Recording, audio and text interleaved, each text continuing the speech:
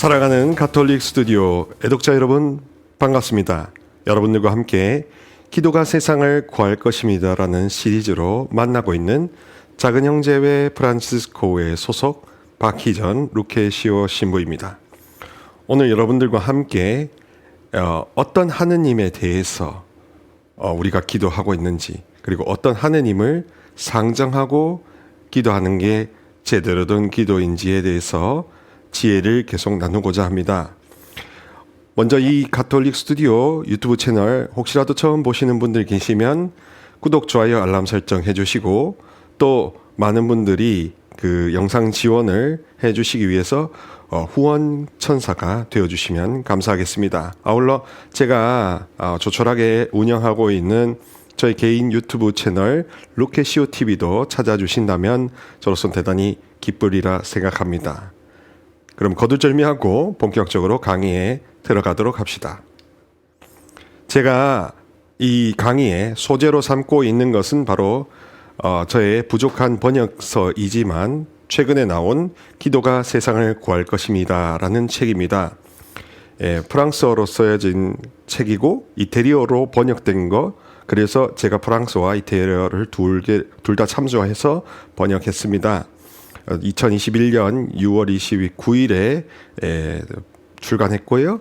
현재도 지금 판매를 하고 있고 온라인 교보문고 통해서 구하실 수 있고, 가톨릭계 바로딸이나 분도 출판사나 가톨릭 출판사 등의 온오프라인 서원들을 통해서 구하실 수도 있습니다. 자세한 그 안내사항은 가톨릭 스튜디오 커뮤니티에 나중에 공지가 되는 내용을 참고하시고, 또 아래에 더보기란에, 그리고 저의 유튜브 채널에 오셔서 더보기란에서 그 구매 링크를 찾으실 수 있으니까 많이 관심 가져주셨으면 감사하겠습니다. 오늘 다룰 주제는 바로 제 책의 제2장 어떤 하느님께 기도하고 있는가에 대한 것입니다. 지난 강의까지는 제 책의 첫 번째 장에 대해서 담대하게 기도하기라는 시리즈로 계속 해드렸습니다. 저는 이 책의 챕터가 4개인데 오늘부터는 두 번째, 어떤 하느님께 우리가 기도하고 있는 것인지에 대해서 살펴드리고자 합니다. 너희 아버지께서 아신다 라는 제목으로 알려드리도록 하겠습니다. 기도가 세상을 구할 것입니다. 제 책의 53쪽의 내용은 이렇게 되어 있습니다. 나의 기도를 기도로 만드는 것은 내 뜻도, 내 말도, 내 몸짓도, 내 신앙의 강도도 아닙니다. 나의 기도를 기도로 만드는 것은 하느님께서 그것을 들어주신다는 사실 때문입니다. 나의 이야기가 기도가 되는 것은 하느님에게 달려있는 것이지 나 자신에게 달려있는 것이 아닙니다. 게다가 내가 올바른 문장으로 그 이야기를 만들 능력이 크지 않기도 합니다 라는 이 텍스트가 있습니다. 이 애독자 여러분들 들으시기 어떠십니까? 기도에 대한 짐이 좀 많이 가벼워지지 않나요? 게다가 제가 번역한 이 책도 정식으로 서울대교구에서 교회 인가를 받은 책이기 때문에 이 번역의 내용 자체가 하자가 있을 수는 없는 겁니다. 그리고 충분히 이 글자 그대로의 내용을 수용하셔도 아무 문제가 없는 셈이지요. 그러니 나의 기도가 내가 뭔가 노력을 하고 내가 뭔가 품성을 닦아야 한다는 이런 수행수양론에서 벗어나서 나의 기도가 될 수 있는 것은 전적으로 하느님 아버지에게 달려 있다. 그분이 계신다는 사실 때문이다 라는 식으로 베이직으로 돌아간다면, 게다가 내가 그 말을 제대로 표현할 어법이나 어휘가 사람마다 다 각양각색인다는 거 아니겠습니까? 그러니 더 이상 뭐를 부담을 느낄 이유가 없어지는 것이지요. 나 자신에게 기도의 완성이 달려있지 않다는 것이 다시 우리가 생각해야 될 기도의 핵심 출발점이 됩니다. 계속해서 56페이지 쪽에 나오는 이야기를 보면 그렇습니다. 끝없이 반복하여 부르짖는 탄원 기도 그 자체가 오류나 실수가 아닙니다. 문제가 되는 것은 바로 하느님의 신성에 압력을 가하려는 의도입니다. 신자들은 하느님을 계속 괴롭힘으로써 하느님께서 결국 포기하실 것이라고 상상합니다. 마치 부모의 허리춤을 붙잡고 늘어지면서 원하는 장난감을 살 때까지 똑같이 애원하는 아이의 모습을 상상합니다. 그래서 덮어놓고 무작정 기도에 매달리지 않습니까? 54일 기도, 무작정 작정 기도를 합니다. 무작정 작정 54일 기도를 막 합니다. 하느님 아버지 마음이 그때 어떤지는 여러분들 마음의 중심에 있습니까? 하느님이 뭘 좋아하시는지, 아버지께서 뭘 원하시는지에 대해서는 진짜 안중에, 심중에 그런 지혜와 교류 공감을 먼저 찾으십니까?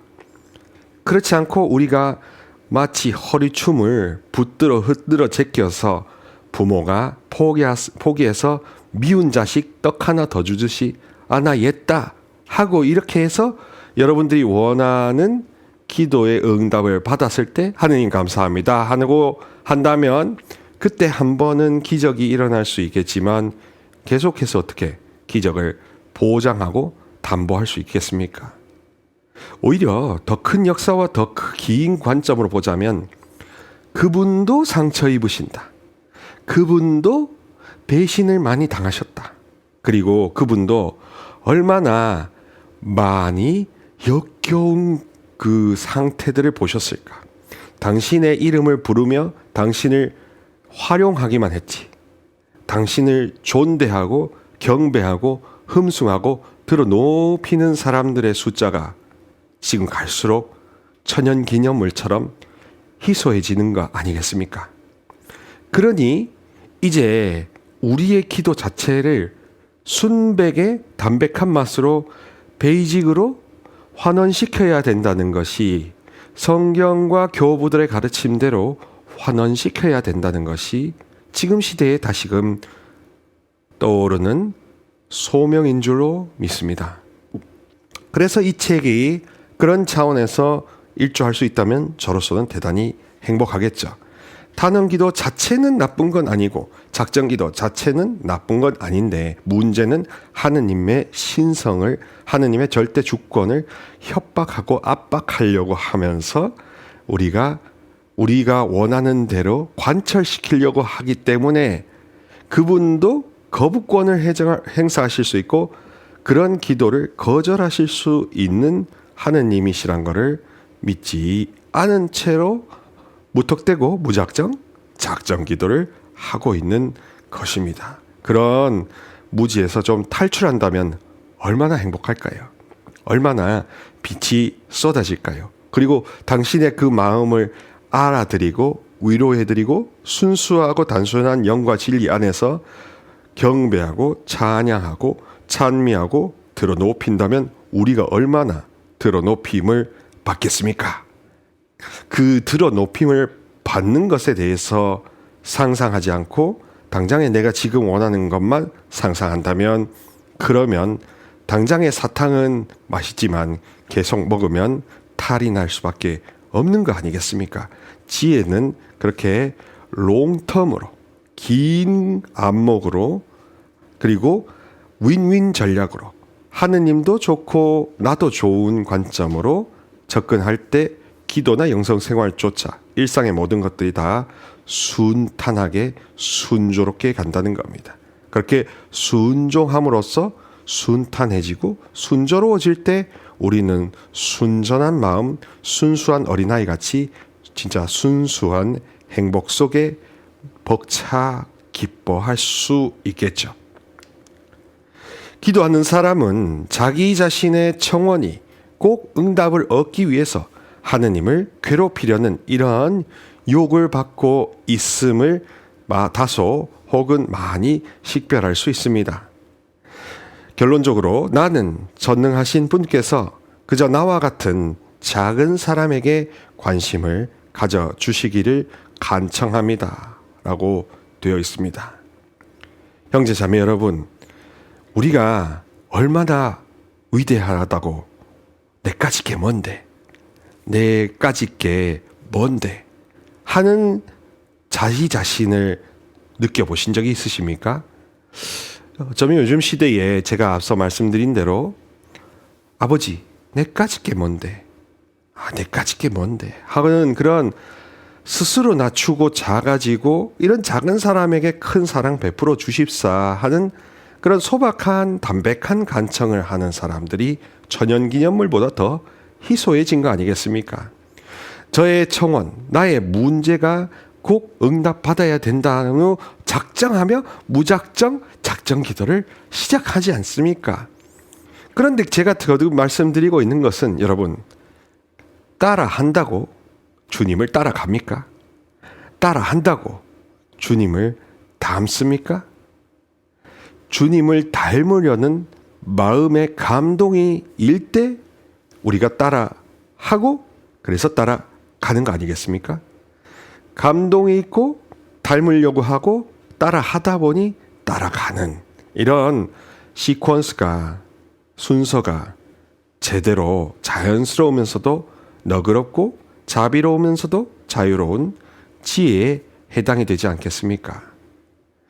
그러니 우리가 하느님 앞에서 그저 나 같은 작은 사람을 관심이라도 좀 써주셨으면, 정말 나를 좀 거두어 주셨으면 하는 소박하고 담백한 청원을 올릴 수 있다면 우리는 이미 그분의 구원의 리스트에 올라 있지 않겠습니까? 58페이지로 연이어서 가면 그렇습니다. 그의 필요를 진심으로 아뢰고자 하기 때문입니다. 영적 갈망을 품은 남녀로서 간청하는 그들의 위치가 그분 앞에 있어야 하기 때문입니다. 다시는 자신을 모욕하지 말고 당신 자녀들의 이야기를 경청하시고 자녀들의 선을 바라시는 분을 향해 얼굴을 되돌려야 합니다. 이는 절대자 하느님으로서 백성들에게 무관심한 군주로서의 하느님에 대한 이미지로서 이런 이미지는 깨트려 버려야 합니다. 라고 되어 있습니다. 이게 무슨 뜻이냐 하면 그렇습니다. 많은 분들이, 특히 젊은이나 다른 분들이 하느님이 존재하시고 다 아는데 굳이 내가 이렇게 기도를 왜 해야 하느냐? 신부님, 수녀님, 왜 이렇게 하느님 다 아신다면서 내가 왜 이렇게 구하고 구걸을 해야 됩니까?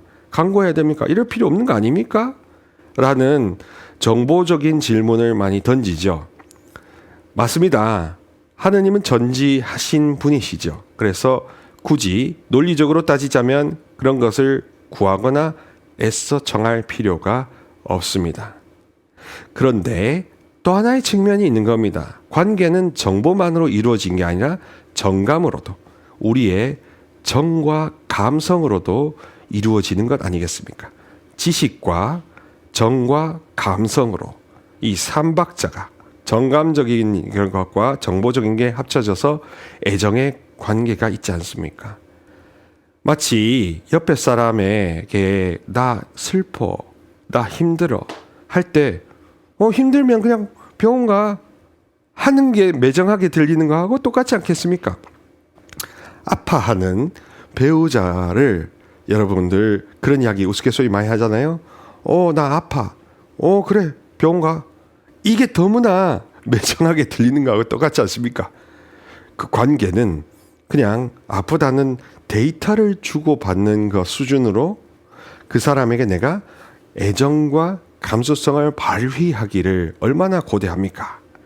하물며 하느님께, 인격적이신 분께 인간과 그렇게 교류하는 스킬과 패턴을 그대로 더 향상시켜서 적용한다면 그게 틀릴 일이 없는 거 아니겠습니까?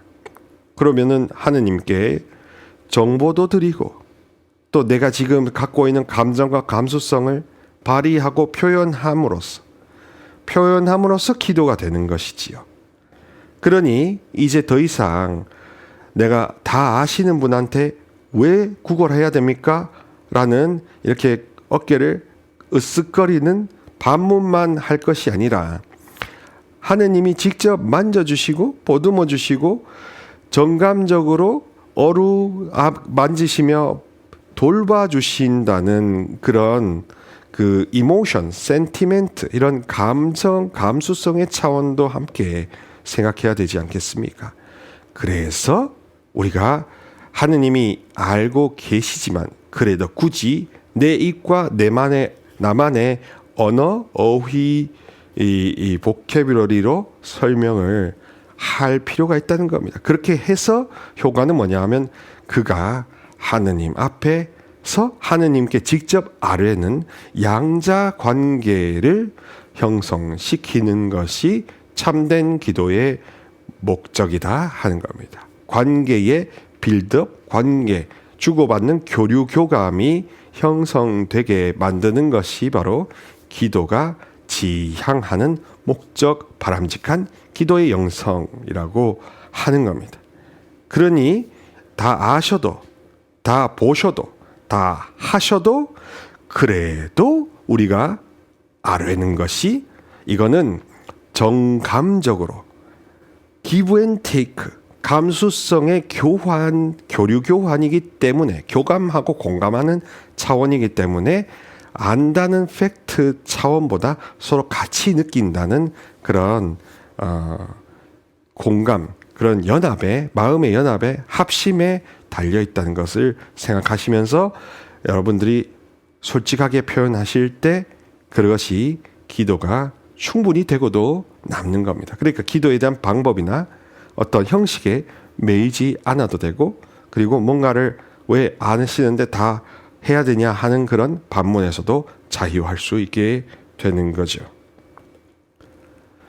59페이지에 보면 이렇게 나옵니다. 생떼를 쓸 필요가 없는 존귀한 자녀로 만들어 주심으로써 하느님께서요, 그리스도인의 기도를 자유롭게 하셨습니다.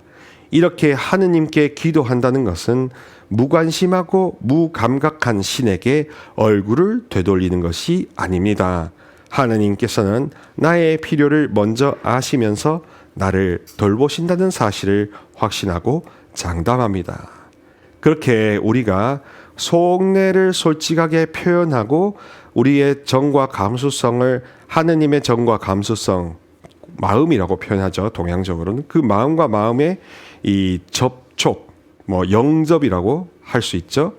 영적인 접촉, 영접을 통해서 우리가 하느님의 마음을 도킹해서 이렇게 직결해가지고 알게 된다면, 그러면 그분이 우리를 얼마나 돌보시고 싶어 하시고, 그리고 얼마나 그분이 감수성이 뛰어나시며 얼마나 치밀하시고 얼마나 세심하게 미리 앞서 예비하시는 창조주 아버지신지가 절감이 된다면 이 십자가, 그리고 성령님, 교회, 성모님, 모든 성인 성녀들이 왜 선물로 주어졌는지가 너무 절감될 겁니다. 그렇게 신앙 감각은 이 감수성, 감성의 영역을 정말 많이 쓴다는 게 우리가 바로 봐야 될 부분입니다. 지성을 통해서 많은 정보를 배워야 할 줄로 아시는데요. 물론 배우는 게 필요하죠. 왜냐하면 뭐가 빛이고 뭐가 어둠인지 최소한 구분할 수 있는 가르는 식별은 있어야 하지요. 그러나 그 이상의 영역으로 결국 하느님과 하나 되는 일치의 신비로 가기 위해서는 다시금 감수성에 주목을 하고 정서에 대해서도 주목을 많이 해야 하는 겁니다. 그래서 정신분석학 차원도 우리 신앙에서도 함께 관심을 가지는 것이고, 영적 치유, 내적 치유, 육적 치유, 이 모든 것들이 다 이 감수성과 연관이 되어 있기 때문에 기도를 할 때 하느님께서는 그렇게 돌보자 하시는 우리의 파트너, 우리의 하느님이다, 우리의 주인님이다 라는 그런 표현이 다가오는 감동, 그 감화 능력이 그렇게나 중요한 겁니다. 우리를 사로잡으시려고 한다. 우리를 사랑의 포로가 되게 하셔서 인생의 포기가 삭제될 수 있도록 도와주신다 하는 게 그게 큰 은혜, 은총 아니겠습니까? 사랑하는 가톨릭 스튜디오 애독자 여러분, 여러분들은 어떤 하느님께 기도하고 계십니까?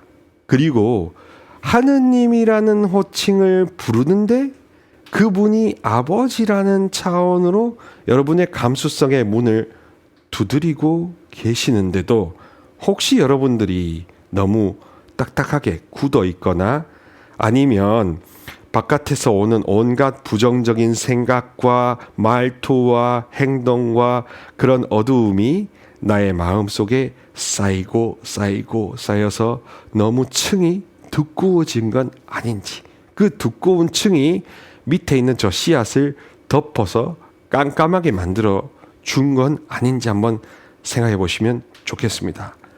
여러분 한 분 한 분이 자녀라는 생각에 대한 정체성의 회복이 된다면 기도는 홀가분해집니다.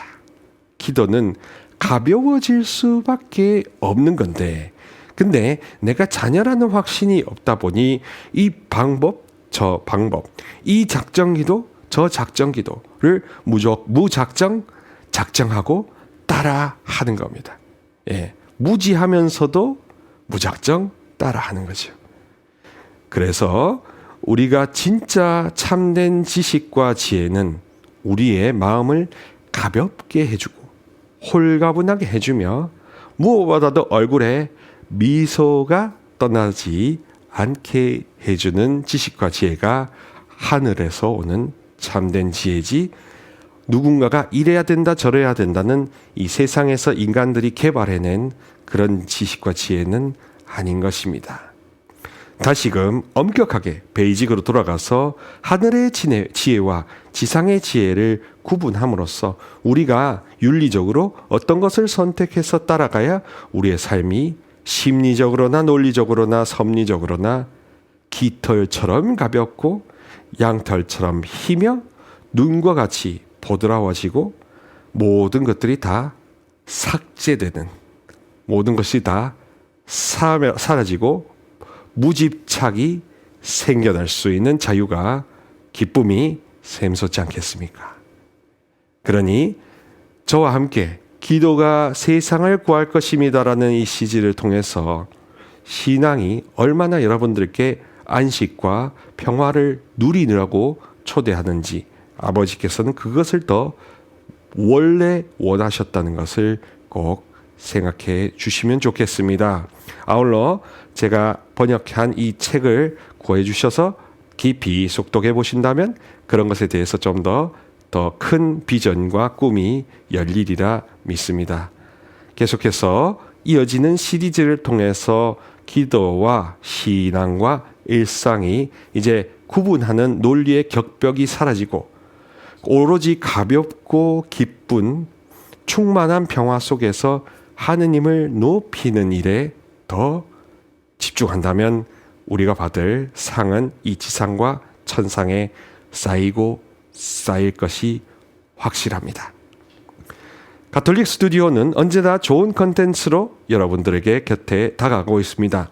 채널 좋아요, 그리고 구독, 알람 설정, 영상 공유를 해주시고 후원천사로서 많이 응원해 주시면 감사하겠습니다. 제 개인 유튜브 채널도 찾아와 주셔서 많이 도와주시면 감사하겠습니다. 저는 그러면 이어지는 다음 강의에서 뵙도록 하겠습니다. 주님의 평화를 빕니다.